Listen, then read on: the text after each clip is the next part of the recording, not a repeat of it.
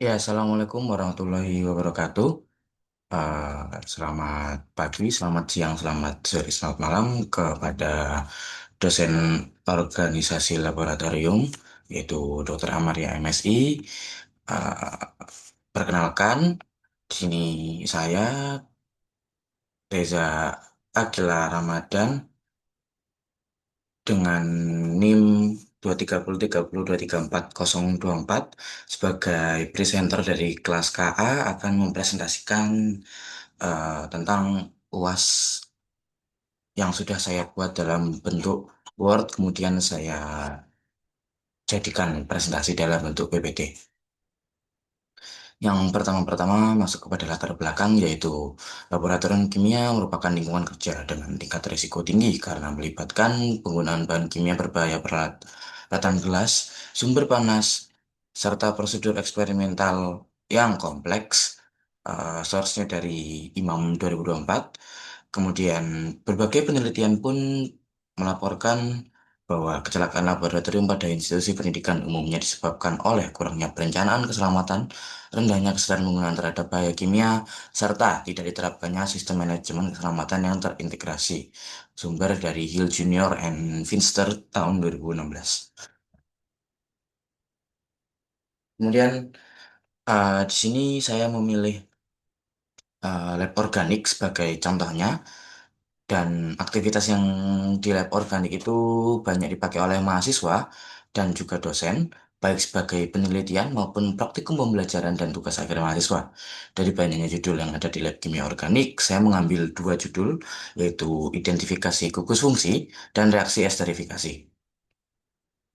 Kemudian untuk penggunaan lab kimia organik sendiri itu digunakan oleh 5 kelas dengan total 160 mahasiswa, yang berarti di dalam satu kelas ada 32 mahasiswa. Kemudian beberapa penelitian mahasiswa dan riset dosen juga dilaksanakan pada laboratorium kimia organik, yang berarti harus dibagi juga dengan mahasiswa yang melakukan praktikum. Maka adanya 5 kelas dan riset dosen dan mahasiswa akan mempengaruhi jadwal di lab kimia organik. Kemudian usernya pengguna laboratorium kimia organik antara lain ada tadi yang sudah saya sebutkan dengan tabel sebagai berikut.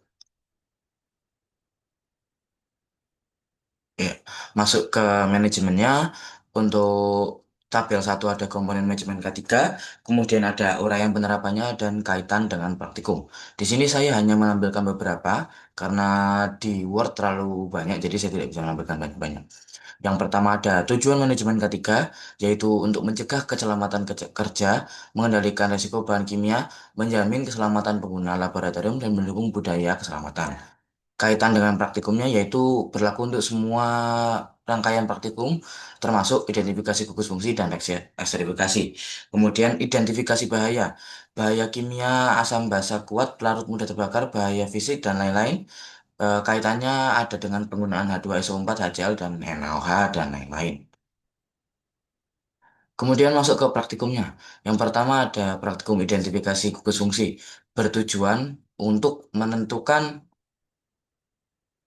jenis gugus fungsi dalam senyawa organik melalui reaksi kimia spesifik yang menghasilkan perubahan warna, endapan, atau reaksi khas lainnya. Metode ini banyak digunakan dalam pembelajaran kimia organik dasar karena sederhana dan efektif untuk mengenalkan karakteristik senyawa organik. Sumber Vopala et al. Tahun 2020. Kemudian untuk reaksi esterifikasi bertujuan untuk mempelajari mekanisme pembentukan ester melalui reaksi kondensasi antara asam karboksilat dan alkohol dengan katalis asam. Reaksi ini sering digunakan sebagai model reaksi dalam pembelajaran kimia organik karena mempresentasikan reaksi resintesis sederhana. Source Samai et al. Tahun 2019. Kemudian masuk ke dalam alat dan bahan. Ini alat dan bahan untuk eh, identifikasi gugus fungsi. Kemudian berikut adalah alat dan bahan untuk yang reaksi esterifikasi. Nah, masuk ke pembuatan larutannya.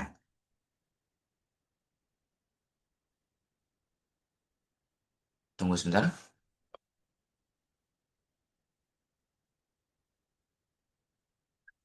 Untuk NaCl 1% yaitu saya menghitung 1 gram NaCl dalam 100 mili Aquades. Untuk cara pembuatannya yaitu yang pertama kenakan jas laboratorium, sarung tangan dan kacamata keselamatan sebelum mulai pekerjaan. Kemudian siapkan timbangan analitik, spatula, wadah timbang labu ukur 100 mili, dan botol yang berisikan Aquades. Kemudian timbang 1 gram NaCl di timbangan analitiknya. Kemudian pindahkan NaCl yang sudah ditimbang itu tadi ke labu ukur. Kemudian di dalam labu ukur 100 mili itu diberi Aquades sampai titik batasnya atau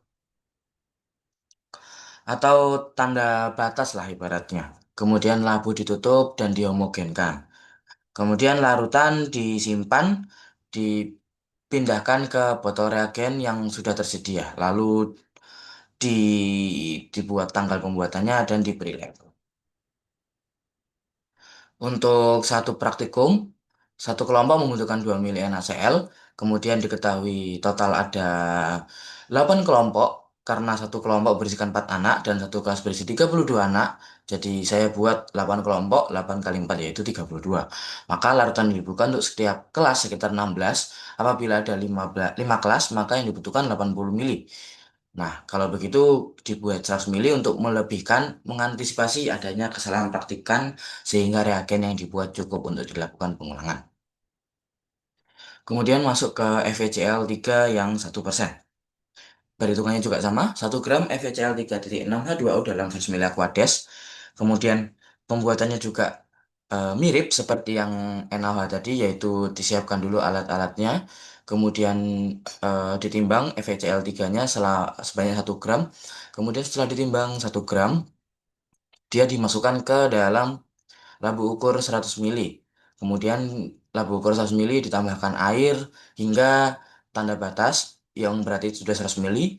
Kemudian dihomogenkan, dikocok, dan disimpan dalam botol reagen kemudian diberi label. Untuk satu kelompok membutuhkan 2 mili, berarti sama seperti NaCl tadi. Jadi sekitar satu kelas itu butuhnya 16 mili, apabila ada 15 maka butuh 80 mili. Kemudian kami menyiapkan larutannya sebanyak 100 mili mengantisipasi adanya kesalahan praktikan. Seperti itu. Masuk ke etanol 70%. Di sini saya menggunakan perhitungan C1 kali V1 sama dengan C2 kali V2. Kemudian saya mengencarkan etanolnya dari 95%. Apabila etanol dari 95%, maka perhitungan untuk V1-nya sama dengan 70% dikali 100 mili dibagi 95%. Maka saya menggunakan 73,7 mili etanol. 95% untuk mendapatkan 70% etanol. Nah, untuk cara pembuatannya yaitu sama, kenakan jas laboratorium dan keselamatan APD yang lainnya. Kemudian siapkan labu ukur yang 100 mili, kemudian botol etanol, botol Aquades, serta peralatan yang dibutuhkan. Kemudian etanolnya diukur, yang 95% tadi itu diukur 73,7 mili, terus dimasukin ke 100 mili labu ukur, lalu ditambahkan Aquades sampai tanda batas, yang berarti itu mentokin 100 mili. Itu sudah jadi etanol 70%. Nah, apabila satu kelompok membutuhkan 6 mili etanol, diketahui ada 8 kelompok, maka satu kelasnya membutuhkan 48 mili etanol. Dengan keseluruhan ada 5 kelas, maka dibutuhkan 240 mili etanol. Maka di sini saya menyiapkan 300 mili etanol untuk jaga-jaga adanya kesalahan seperti itu. Masuk ke asam sulfat. Di sini asam sulfatnya sedikit panjang ya perhitungannya. Perhitungannya sebagai berikut. Kemudian untuk pembuatannya yaitu yang pertama memakai jas lab dan lain-lain APD yang dibutuhkan itu tadi ya sama seperti semuanya itu. Kemudian siapkan alat dan bahan.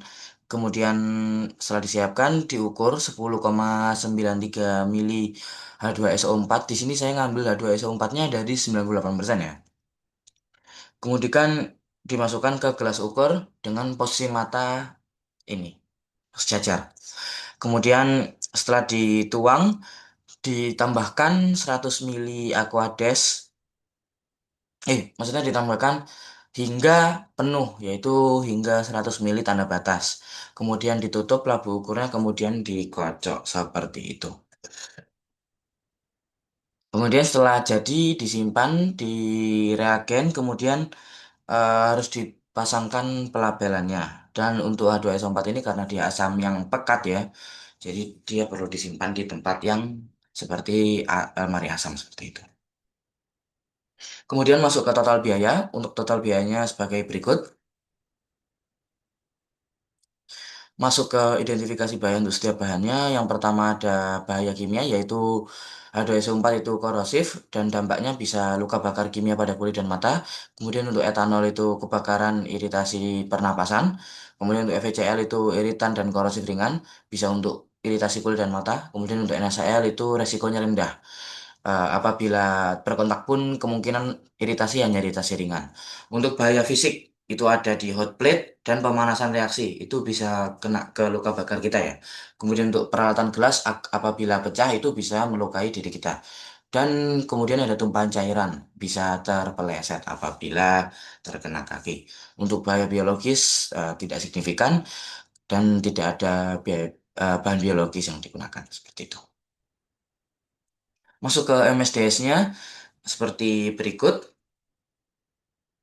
Ini MSDS-nya saya bersumber dari nah, saya bersumber